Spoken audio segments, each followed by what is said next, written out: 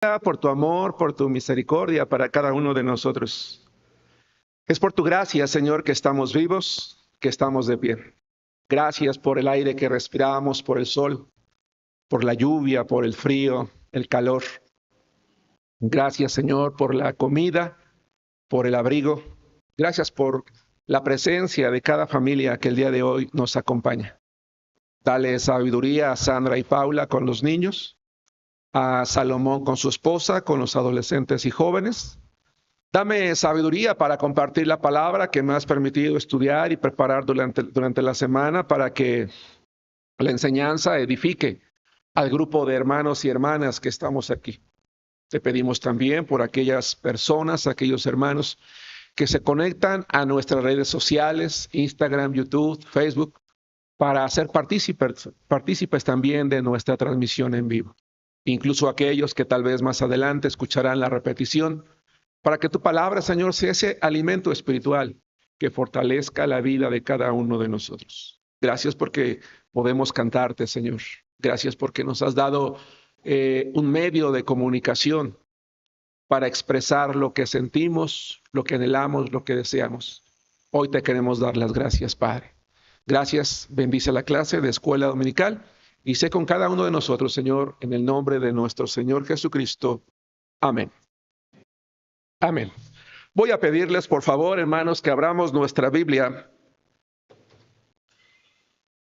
Vamos a abrir nuestra Biblia en el libro de Ezequiel, capítulo 34, por favor. Libro de Ezequiel, capítulo 34.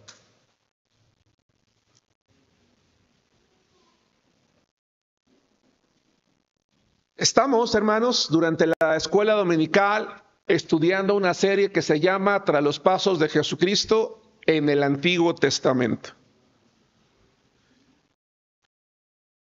Dice la Biblia que cuando Jesucristo estaba en la tierra, los maestros, su pueblo judío, tenía dos grupos religiosos muy fuertes.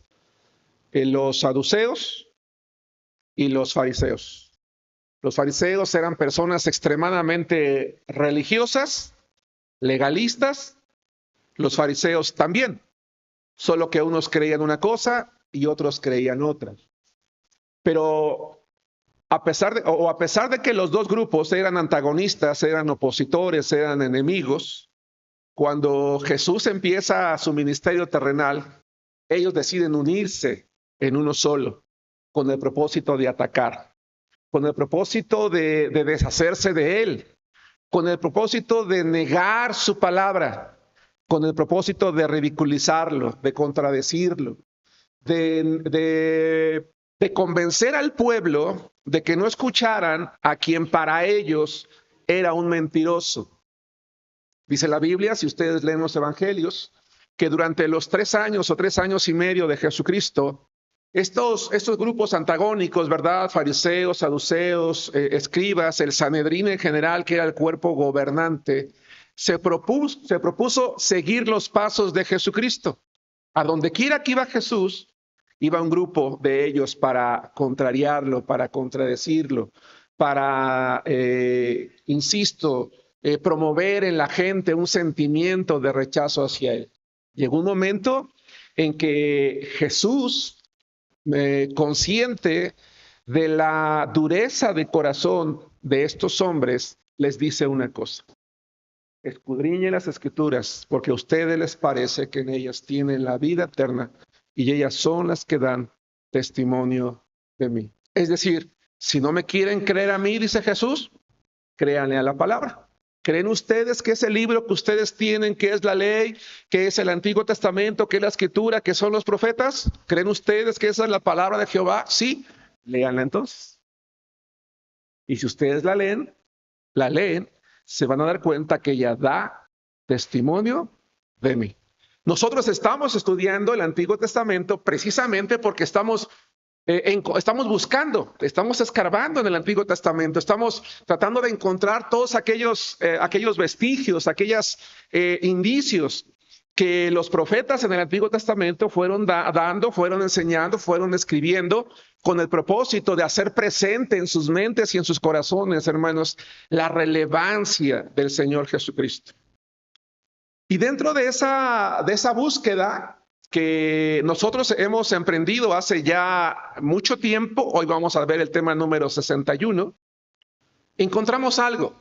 Encontramos que Dios ha creado una relación con su pueblo tan cercana, en la cual Dios a sí mismo se llama pastor y a su pueblo le llama ovejas.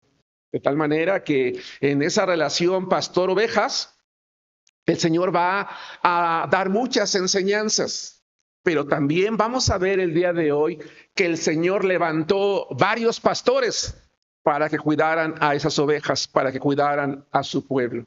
Y vamos a ver cómo en el capítulo 34, un momento, esto es muy importante. El libro de Ezequiel, hermanos, tiene un contexto. Y si nosotros no lo conocemos, no vamos a poder entender el impacto que tiene este libro. Ezequiel es un libro que se escribe de manera retrospectiva. ¿Qué es algo retrospectivo? Que mira hacia atrás. El pueblo de Israel para este momento ha sido llevado cautivo, hermanos, a Babilonia debido a su rebeldía. Ya no están en su tierra. Aquella tierra que el Señor les había dado, ya no la poseen, la han perdido. Y Dios levanta al profeta Ezequiel para recordarles cuál es la razón por la cual ellos han perdido su tierra y por la cual los ha disciplinado a ellos y la razón por la cual ha disciplinado a sus gobernantes, a quienes llama pastores. Vamos al libro de Ezequiel, capítulo 34, y vamos a leer la palabra de Dios de los versículos 1 al 10.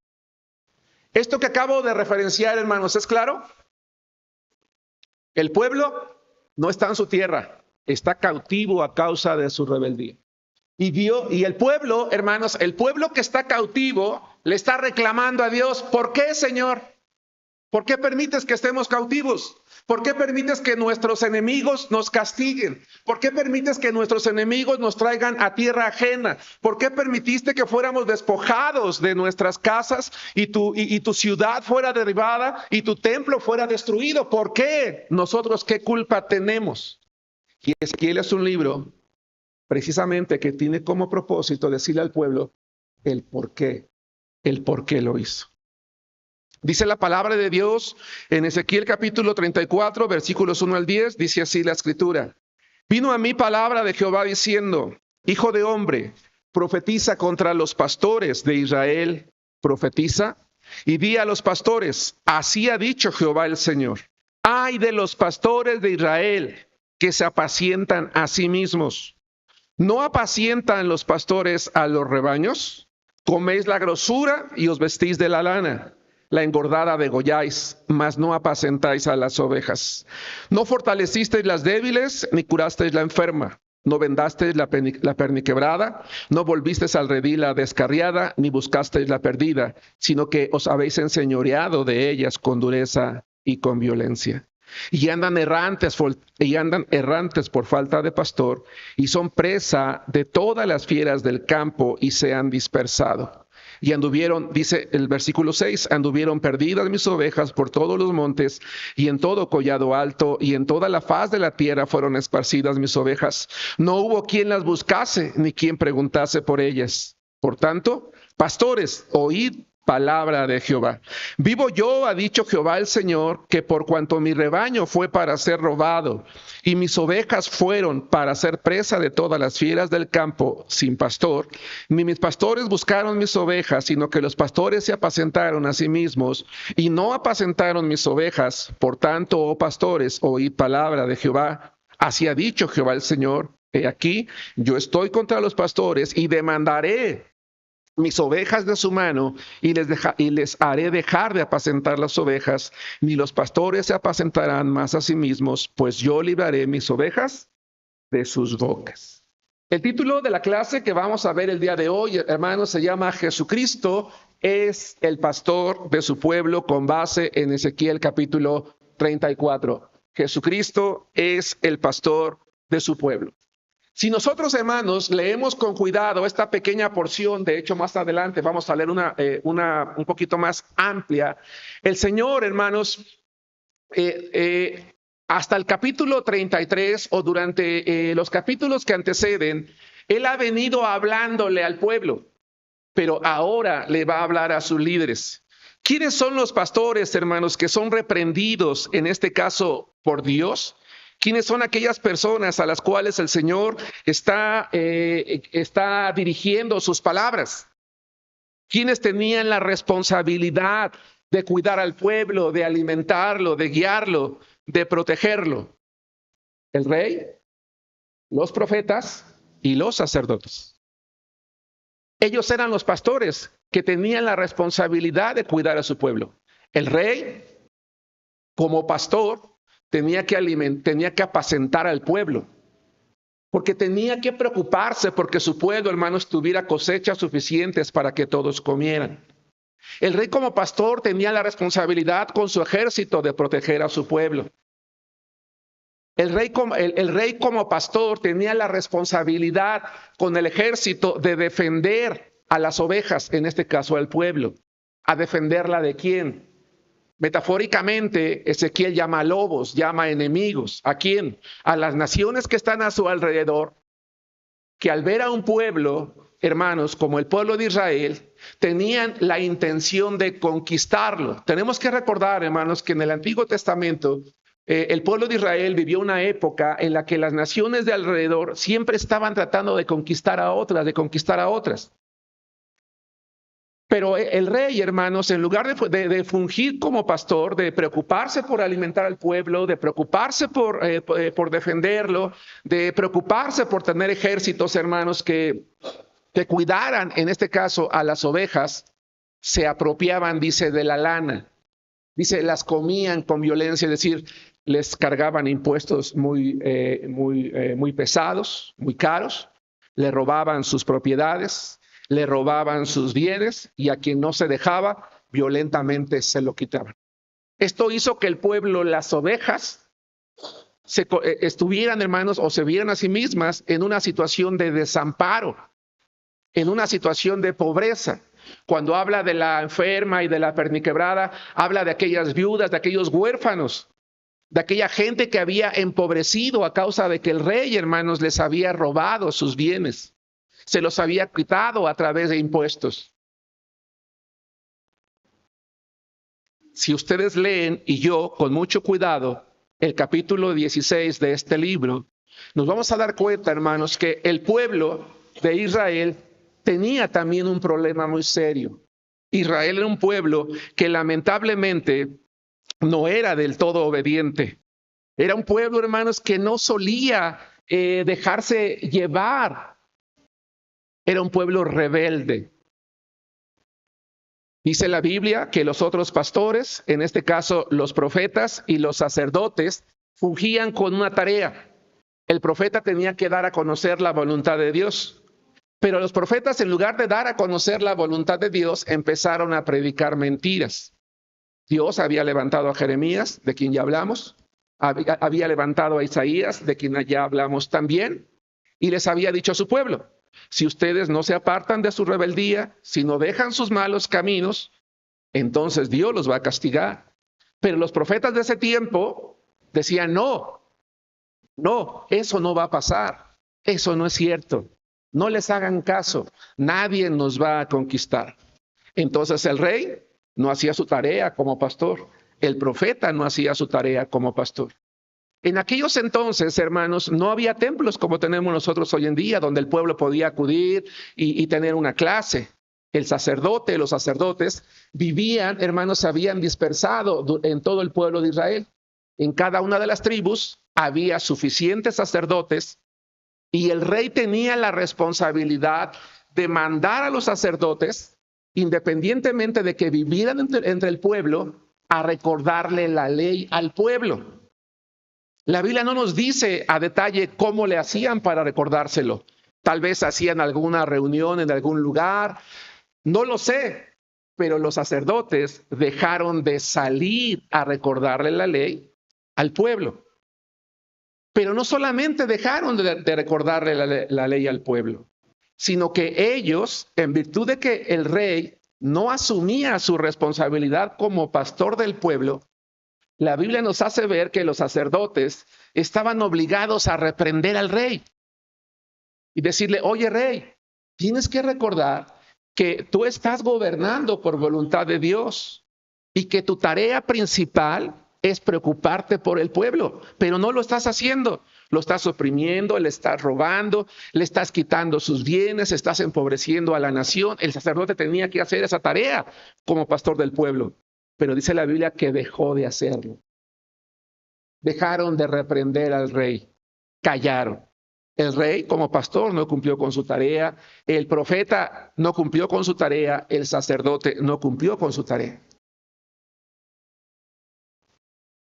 En el capítulo 16, Dios le responde al pueblo. La razón por la cual ustedes están aquí cautivos ahora es porque ustedes han sido rebeldes. Dios le dice a su pueblo, yo los formé desde el principio. Yo los crié, yo los vestí, yo los eduqué, yo los protegí, yo los pastoreé, yo les di todo. Les di comida, les di bienes, les di riquezas, pero ustedes no escucharon. Lamentablemente, hermanos, el pueblo de Israel lo había tenido todo de parte de Dios. Sin embargo, dice la Biblia que todo lo malgastaron, todo, hermanos, lo fueron haciendo a un lado, porque sus valores morales fueron olvidados.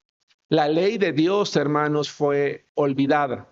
Una de las razones más importantes por las cuales el pueblo de Israel, hermanos, había sido llevado cautivo es porque se habían olvidado de la ley de Dios. Y es una de las razones principales por la cual Dios los ha mandado al cautiverio. Ahora, ya que le ha dicho a todo el pueblo la razón por la cual ellos están cautivos, le va a decir a los líderes que ellos también tenían la culpa. Es decir, que de alguna manera todos eran culpables por la situación en la que ellos vivían.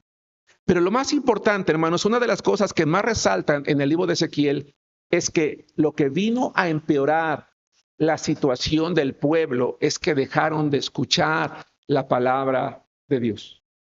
Algo muy importante, hermanos, que tenemos que considerar nosotros es que nosotros, a diferencia del pueblo de Israel, sí tenemos un lugar al cual acudir periódicamente para escuchar la palabra de Dios. Nosotros, a diferencia del pueblo de Israel, tenemos la Biblia. En aquel entonces, nada más el sacerdote tenía una copia de los rollos del Pentateuco. Solamente él la poseía y él se las enseñaba al pueblo. El pueblo no la tenía en su casa. Nosotros sí la tenemos. Sí tenemos un lugar a donde podemos venir y escuchar la palabra de Dios, a donde poder alimentarnos de la Escritura. Tenemos la Biblia, a través de la cual podemos estar leyendo, recordando los mandamientos de Dios.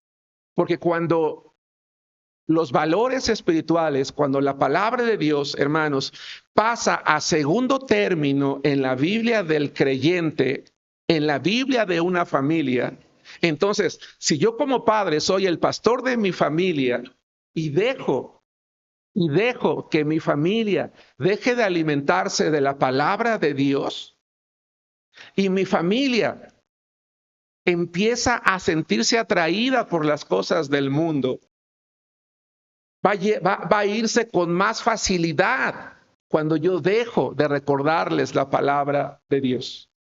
Lamentablemente, hermanos, en todas las familias, en algún momento, a lo mejor alguien se ha alejado. A lo mejor alguien ha dicho, ya no me gusta, ya no quiero ir, ya estoy cansado, lo que ustedes quieran. Lamentablemente nos pasa a muchas familias.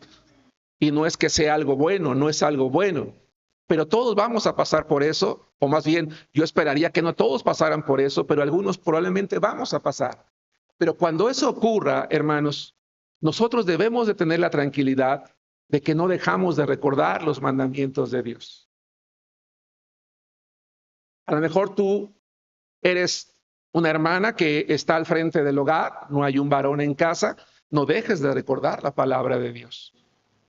A lo mejor tus hijos te dicen, ¿sabes qué? Ya estoy harto, ya estoy harta, no me gusta, me aburre, estoy aprendiendo otras cosas. Está bien, pero no dejes de recordar los mandamientos de Dios, porque cuando se olvidan, cuando se hacen a un lado, cuando se dejan, entonces vamos a terminar, esa familia o este miembro de la familia va a terminar alejándose cada vez más y más y más y más de Dios hasta que sean llevados cautivos como el pueblo de Israel. El pueblo de Israel terminó siendo llevado cautivo. ¿Por qué? Porque se alejaron, se alejaron, se alejaron, se alejaron, se alejaron. Al final de cuentas, todos habían sido culpables, el pueblo, el rey, el profeta y el sacerdote. Y por eso Dios está tratando con cada uno de ellos. En el capítulo 34 particularmente habla en contra de ellos. Pero Ezequiel hace una promesa que vamos a ver un poquito, hermanos, más al rato. Tenemos que recordar, hermanos, una cosa más. El pueblo de Israel era un pueblo teocrático. ¿Qué significa ser teocrático? Que su gobierno, ¿verdad? Su gobierno, a pesar de que tenían un rey, el verdadero gobernante, ¿quién era? Dios.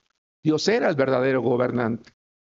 Déjenme decirles que la palabra hebrea pastores que utiliza Ezequiel capítulo 34 es una palabra que en realidad significa gobernantes. ¿Por qué? Porque el rey gobernaba políticamente, pero los sacerdotes gobernaban religiosamente. Acuérdense ustedes, aquellos hermanos que están familiarizados con la Biblia y aquellos que tienen poco en la iglesia, quiero decirles que al ser un pueblo teocrático, el pueblo de Israel, toda su vida cotidiana estaba regulada por las leyes de Dios. Algún conflicto, alguna diferencia, algún pleito, alguna situación que ellos vivían como personas en lo individual o como familia, tenían que acudir al sacerdote o al sumo sacerdote, quien fungía como juez con base en la ley de Dios. Y con base en la ley de Dios, ellos emitían el juicio o emitían la sentencia que merecía o el castigo que merecía el pecado que ellos habían cometido. Por eso es que Dios se dirige a ellos, hermanos, como los que Él había puesto para gobernar. El rey no tenía que olvidarse, insisto, que Él estaba allí únicamente por la voluntad de Dios y que Él era un representante de Dios, no alguien que tenía que enriquecerse a costa de su pueblo. Vamos a Ezequiel capítulo 34, vamos a regresar a Ezequiel capítulo 34. En esta porción de la escritura, hermanos, Dios hace una profecía.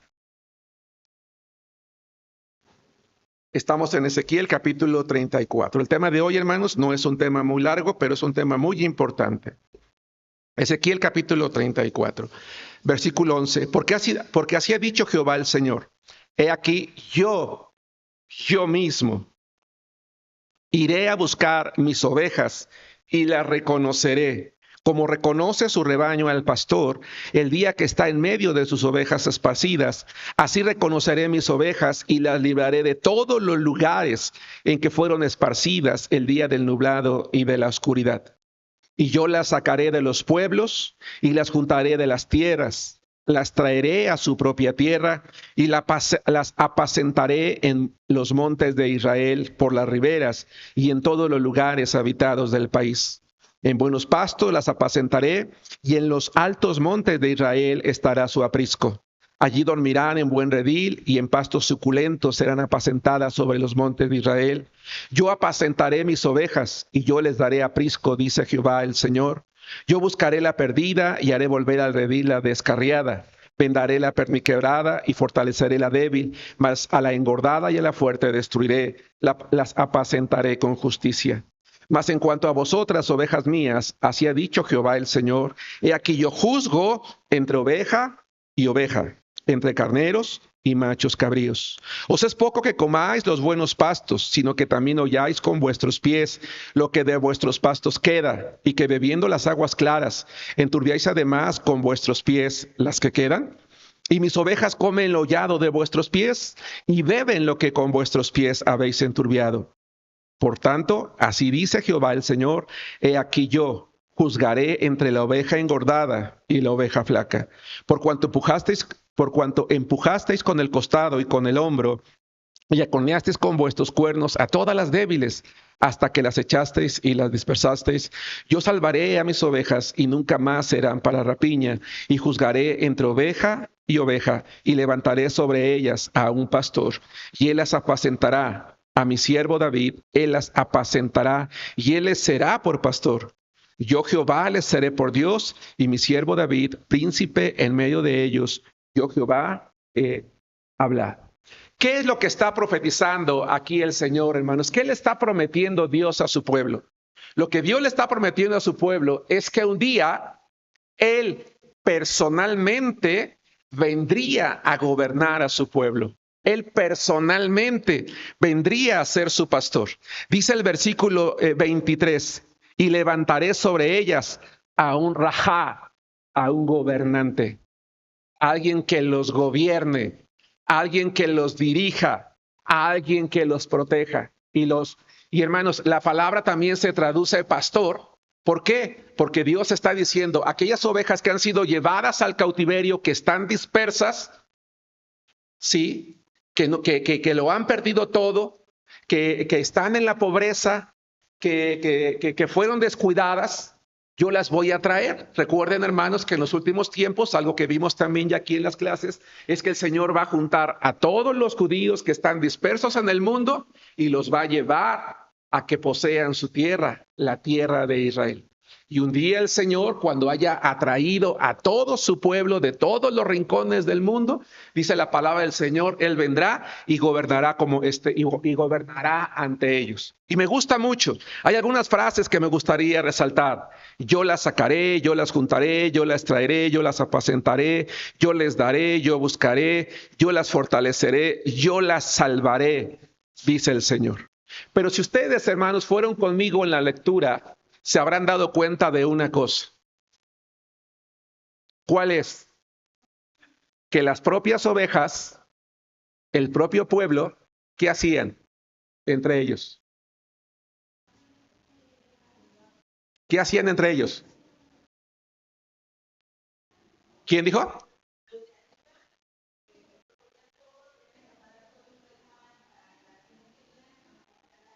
Los ricos abusaban de los pobres. Entre ellos se hacían daño, entre ellos se lastimaban. Pero peor aún, dice Dios, no te conformas con quitarle al pobre. Y es que ustedes recordarán la predicación que daba el pastor Gerardo hace unos domingos. Y él hablaba de Acab cuando le quitó la viña a Nabot, ¿se acuerdan? Dice, esa viña me gusta. No la quiso vender Acab, le dijo a la reina, pues tú eres el rey, para eso eres el rey. Ella fraguó un plan y se lo quita y se lo roba.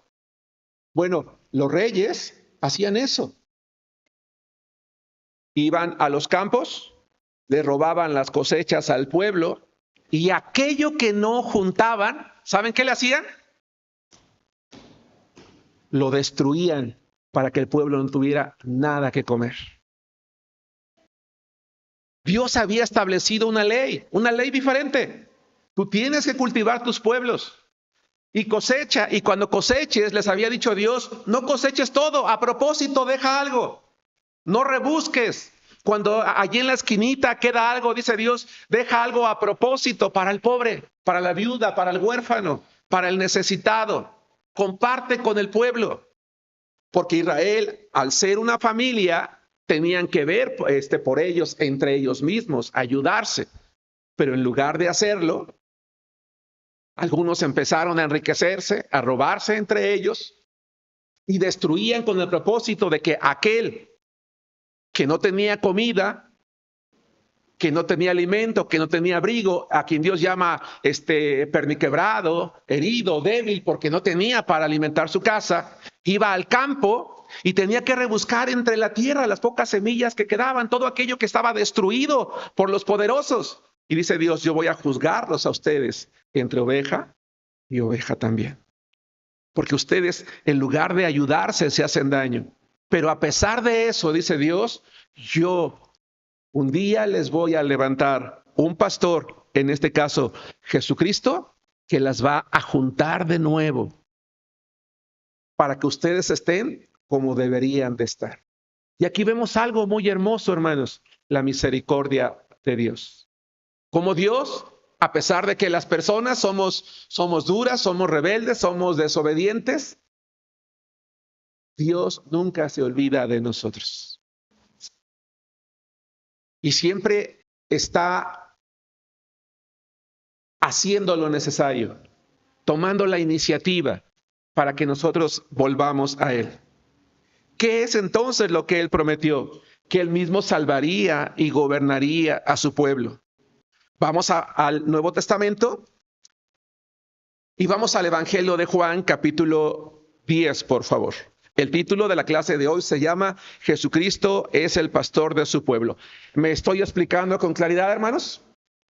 ¿Hay alguna duda? ¿Hay alguna pregunta? ¿Hay algún comentario? ¿No? Bien. ¿Quién es ese pastor del cual habla Jehová el Señor? Ese pastor, hermanos, el Señor lo llama David. Es un descendiente de David.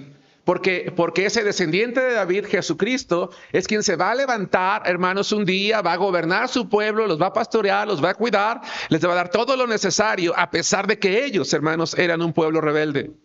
Él va a venir a salvar a su pueblo de la situación en la que se han encontrado a través de la historia, por su propia falta, por su propia rebeldía. Él se levantaría un día o se va a levantar un día como un verdadero gobernante, como alguien que realmente se preocupa, hermanos, por su pueblo, por devolverle al pueblo lo que tenía. Dice Juan capítulo 10, Evangelio de Juan capítulo 10, versículos 11 al 18. Voy a leer primero la frase que está hasta el punto y coma y me voy a detener un momento. ¿Estamos allí? Dice, yo soy, ¿qué dice? El buen pastor. Hermanos, cuando ustedes y yo leemos la Biblia, particularmente el Nuevo Testamento, y leemos los discursos o las palabras de Jesucristo, probablemente lo que se nos viene a la mente es, bueno, en ese momento al Señor se le ocurrió decir, yo soy un buen pastor. Y probablemente decimos, Él dijo, yo soy el buen pastor, porque una de las actividades primordiales del pueblo de Israel es que el pueblo se dedicaba al cuidado del ganado. Y yo te voy a decir una cosa, es una buena interpretación, es un buen uso de la palabra, pero me parece que ese no es el pensamiento que tenía el Señor Jesucristo. Prácticamente cada parábola, cada enseñanza y cada palabra relevante de Jesucristo tenía como propósito identificarse o traer a la memoria aquello que se había escrito acerca de él. No sé si me explico. ¿Sí van conmigo? Él no hablaba él no decía como algunos, pues lo que se te ocurra, ¿no? ¿Qué digo ahora? Pues lo que se te ocurra, di lo que se te ocurra. No, sus palabras tenían un trasfondo, tenían un peso, tenían una relevancia, tenían un propósito. Y cuando Jesús dice, yo soy el buen pastor, lo que él está diciendo es, se está cumpliendo lo que Ezequiel les dijo hace tiempo, que el Padre les levantaría un pastor que vendría a salvarlos. Y Jesús, hermanos, como buen pastor, no solamente vino a salvar a su pueblo, sino que vendría a salvarnos a todas las naciones. A todas las naciones. Porque la salvación que él traería sobre su pueblo sería una salvación en dos pasos. El primero era salvarnos eternamente. Y para eso necesitaba ese buen pastor, necesitaba ir a la cruz del Calvario. Y en un futuro ese buen pastor va a regresar como pastor, o permítame cambiar la frase, como gobernante. Quizás por eso, hermanos, a veces somos muy duros, o tal vez yo, cuando juzgamos al pueblo de Israel.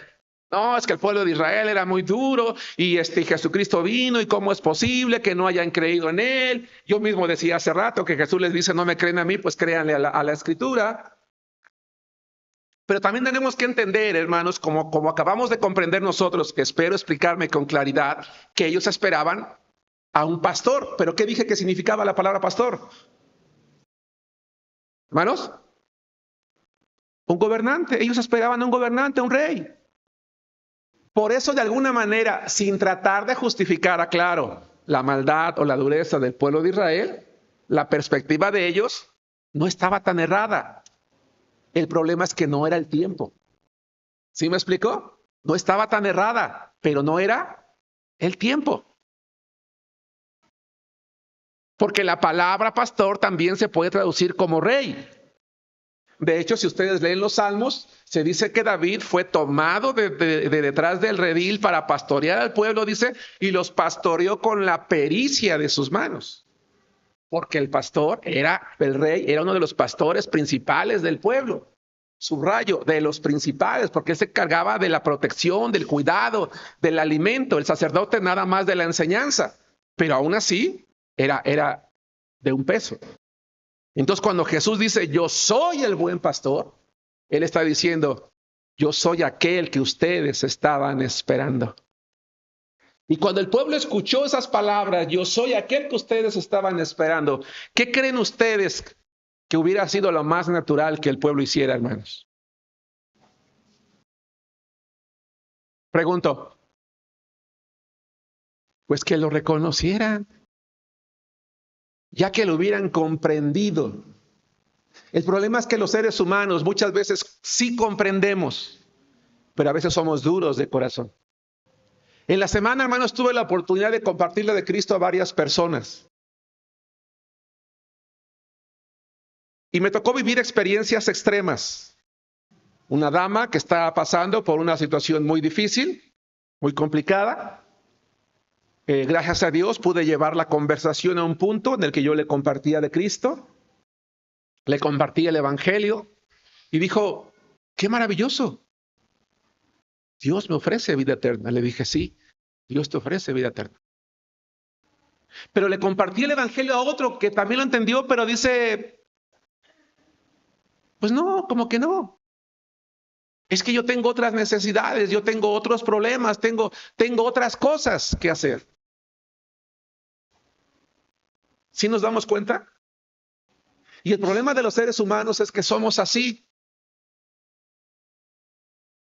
Sí comprendemos a veces la Biblia, sí comprendemos el mensaje de Dios, sí comprendemos la palabra, pero dado que tenemos muchos problemas, muchas necesidades, o queremos alcanzar otras cosas que no tenemos, creemos que acercarnos a Dios, porque la gente del tiempo de Jesús creía que acercarse a Jesús era acercarse a alguien que les iba a librar del dominio romano, que iban a poder volver a tener gobierno, que iban a volver a poder tener bienes, y no era ese el propósito del Señor.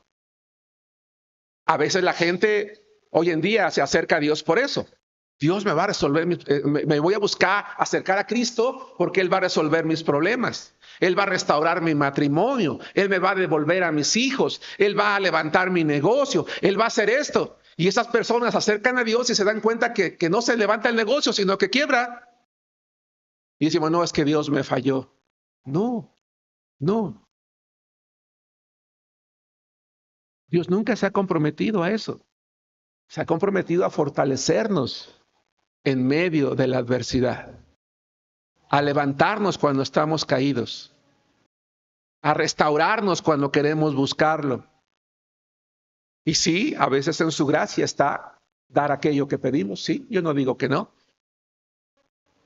Pero ¿acaso nosotros escuchamos a Jesús predicar la palabra y decir, yo soy el buen pastor, he venido a librarlos de los romanos, a darles riquezas, a resolverles sus problemas, a restaurarles sus matrimonios. Yo soy el buen pastor y les voy a dar todo lo que quieren? Nunca dijo eso. ¿O sí, hermanos? ¿No? Al contrario, voy a continuar la lectura ya con este contexto. Estamos en Juan 10:11. Yo soy el buen pastor. El buen pastor su vida da por las ovejas. Ya de entrada les está diciendo a qué venía. Mas el asalariado, el rey, había caído en ese esquema. Los sacerdotes habían caído en ese esquema. Y que no es el pastor, de quien no son propias las ovejas, ve venir al lobo, a los enemigos, a los que vienen a atacar y conquistar al pueblo, y deja las ovejas y huye. Y el lobo arrebata las ovejas y las dispersa. ¿Qué pasó cuando Nabucodonosor, hermanos, logró derribar los muros de Jerusalén? ¿Qué hizo el rey? Mandó abrir una brecha en el muro. René, ¿qué hizo? Dijo, pues vámonos. Yo no voy a pelear por el pueblo. Y lo atraparon en el camino y le sacaron los ojos. Su obligación era quedarse a luchar. 13. Así que el asalariado huye porque es asalariado y no le importan las ovejas. Yo soy el buen pastor, vuelve a decir Jesús, y conozco mis ovejas. Pero hay algo que me llama la atención y quiero que lean lo último del versículo 14. ¿Me están siguiendo? Fuerte, dice. Me parece que la frase es clara, pero quiero que me ayudes a entender, hermano. ¿Qué significa las mías me conocen?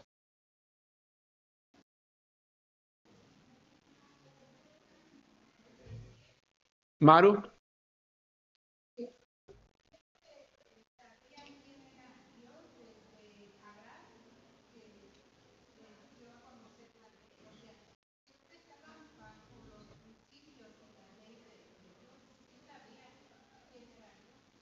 Dice, yo soy el buen pastor, dice el Señor Jesús. Yo conozco a mis ovejas y las mías me conocen. ¿Qué creen ustedes que tenía en mente Jesús, Juan Carlos? Explícate un poquito más.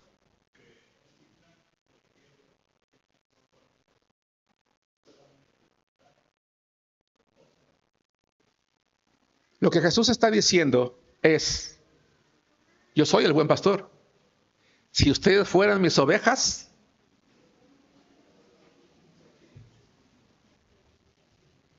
vendrían detrás de mí, pero no lo son.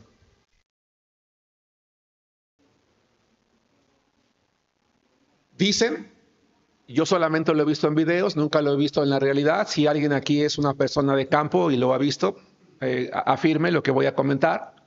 Dicen que cuando un pastor le chifla a sus ovejas, las ovejas se juntan, ¿no?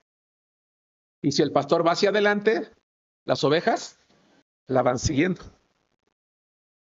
El pueblo dejó de comportarse como oveja tras su pastor. Dejó de escuchar. Yo decía hace rato, tratando de dar una aplicación a la clase de hoy, que cuando nosotros, los esposos, los padres de familia o las hermanas que son cabeza de hogar, dejamos de ser los pastores de nuestras familias y de recordarles la ley de Dios, los mandamientos de Dios, y empiecen a sentirse atraídos por el mundo porque lo van a sentir, va a ser más fácil que se dejen llevar cuando la palabra deja de darse. ¿Sí me expliqué en ese sentido, hermanos? Bien, lo que quiero decir hoy es, individualmente, cada uno de nosotros debemos de saber comportarnos como ovejas. Es decir, escuchar al Señor, escuchar la palabra. Hermano, hermana, si nosotros hoy venimos al templo y escuchamos la palabra de Dios, ¿qué espera el Señor que hagamos al respecto? Pues que la obedezcamos, ¿no?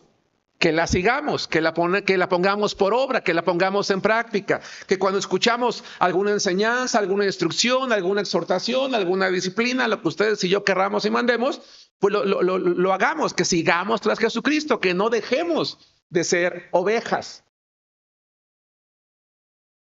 Dice, porque las que son mías me conocen.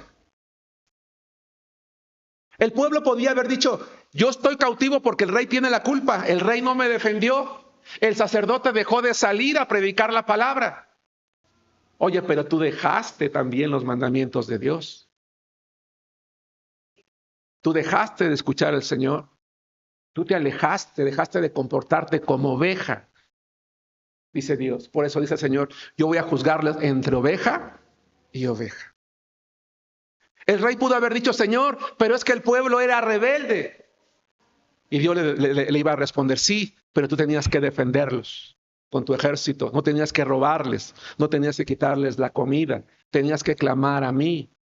Es decir, yo no puedo culpar a alguien porque estoy perdido en el mundo. No puedo culpar a nadie porque dice el Señor, mis ovejas me escuchan y me siguen. Nunca van a ver ustedes a una oveja, hermano, seguir a otro pastor. Nunca, nunca, nunca. Y Jesús por eso les está diciendo, yo esperaría que ustedes me siguieran. Dice el verso 15, así como el Padre me conoce y yo conozco al Padre y pongo mi vida por las ovejas, Pero señala algo hermoso. Yo les dije hace rato, hermanos, perdón los paréntesis. Les dije hace rato, el Señor no solamente vino a salvar a su pueblo, sino que vino a salvar a todos los pueblos. Sí, fui claro en eso, hermanos. Porque vean lo que dice el versículo 16. También tengo otras ovejas que no son de este redil. Aquellas también debo traer, y oirán mi voz, y habrá un rebaño y un pastor. Somos nosotros, hermanos, los gentiles, aquellos que no somos parte del pueblo de Israel, pero que la palabra de Dios dice que el Señor ha hecho de todos los pueblos uno solo. Y entonces continúa diciendo lo siguiente: por eso me ama el Padre, porque yo pongo mi vida para volverla a tomar. Nadie me la quita, sino que yo de mí mismo la pongo voluntariamente. Tengo poder para ponerla y tengo poder para volverla a tomar. Este mandamiento recibí de mi Padre. Me encanta esta frase. Dice Jesús, tengo poder para ponerla. ¿Algún día te habías imaginado, hermano, hermana, que cuando Jesús estaba siendo martirizado por ti y por mí y clavado en la cruz, Él estaba mostrando su poder? Pregunto, ¿algún día te habías puesto a pensar que cuando Jesús estaba siendo martirizado, lastimado, golpeado, destrozado y llevado a la cruz, estaba haciendo uso de su poder? Es pregunta. ¿Quién dijo sí? Herme, ¿por qué sí?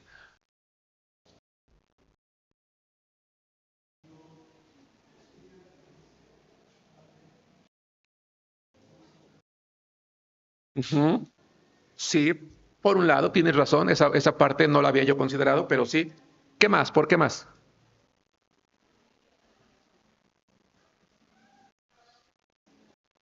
Mariana, estaba dando salvación a todo el mundo. Sí, también. O sea, tengo poder para ponerla.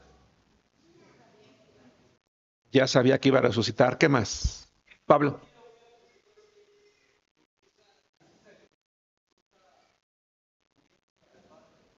Sí, también es válido, sí.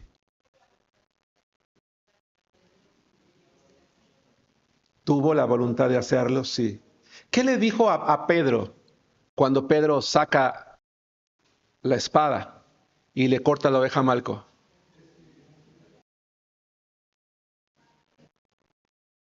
¿Tú crees que yo no tengo poder de defenderme? Mira, yo podría mandar 70,000 ángeles y mira, así vendría. Yo tengo ese poder, pero no lo voy a hacer, porque el poder que yo tengo lo voy a usar para soportar por ti. ¿Sí me explico? Por eso decía que todos tienen razón. Me gusta la frase que usaba Pablo. No cualquiera hubiera podido soportar. Estoy usando mi poder. La mansedumbre significa poder controlado. Jesús dijo, aprendan de mí que soy manso. Y mansedumbre es poder controlado. Estoy usando el poder. Estoy controlándome. Estoy teniendo templanza. Lo estoy haciendo por ti. Estoy soportando por ti. Quiero que sepas que estoy usando mi poder por ti. Los apóstoles querían usar su poder de manera equivocada. ¿Quieres que quieres que oremos para que descienda fuego del cielo, Señor, y los consuma? Dice, no, yo no vine para destruir. Cálmate. A veces los creyentes queremos usar el poder de Dios para destruir. Y no, Él nunca lo usó para eso. Por eso decía que me encanta esta parte. Pero si la primera es maravillosa, la segunda lo es más. Porque dice, tengo poder para volverla a tomar. Pero ¿cómo puede ser nuestro pastor esperado? No era él el pastor esperado, porque dice que va a morir. ¿A quién se le ocurre venir a morir cuando nosotros estamos esperando un gobernante? Dice, Señor, yo tengo poder para ponerla, pero tengo mayor poder todavía porque me voy a levantar. La voy a volver a tomar. Y allí voy a demostrar quién soy yo. Dios. Hermanos, es algo hermoso. Ese buen pastor también usó su poder por ti y por mí. Y demostró su poder por ti y por mí.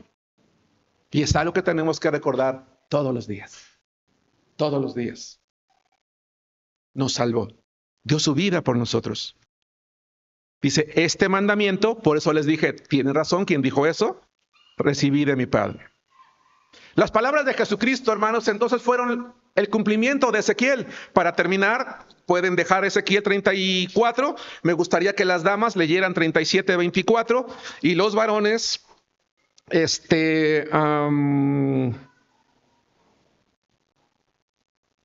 déjenme checar.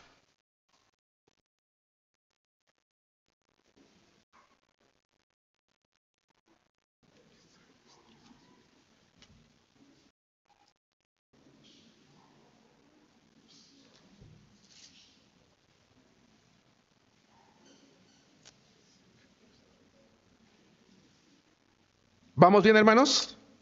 ¿Sí es claro lo que estamos viendo? Estoy por terminar.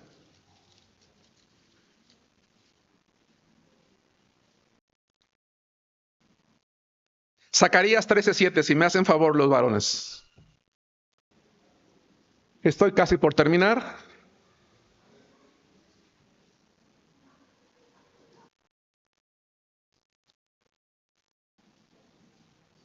La palabra de Dios, hermanas, en Ezequiel 37 a 24, ¿listas? Vamos a leer la palabra de Dios que dice así: mi siervo David será rey sobre ellos, y todos ellos tendrán un solo pastor, y andarán en mis preceptos, y mis estatutos guardarán, y los pondrán por obra. David es Jesucristo, un descendiente de él. De nuevo, ese pastor dice, y cuando ese pastor venga, entonces por fin van a ser obedientes. Pero Zacarías también, un libro al que llegaremos más adelante, varones, capítulo 13, versículo 7, ¿estamos todos listos? La palabra de Dios dice: levántate, oh espada, contra el pastor y contra el hombre compañero mío, dice Jehová de los ejércitos. Hiere al pastor y serán dispersadas las ovejas, y haré volver mi mano contra los pequeñitos. Zacarías dice, ese pastor tendría que dar su vida primero. Por eso dijo, yo soy el buen pastor y yo voy a dar mi vida por ustedes. Conclusión: Jesús es el pastor de su pueblo y un día cumplirá una de las más hermosas promesas. Vendrá a darles el cuidado que Él quiso darles siempre, pero que perdieron, hermanos, por la dureza de su corazón. Hagamos una breve oración. Padre amado, gracias, Señor, por la hermosura de tu palabra. Gracias, Señor, porque tu pueblo siempre, Señor, puede vivir con la esperanza de que un día Jesucristo volverá por segunda vez y será ese rey, ese gobernante, ese pastor.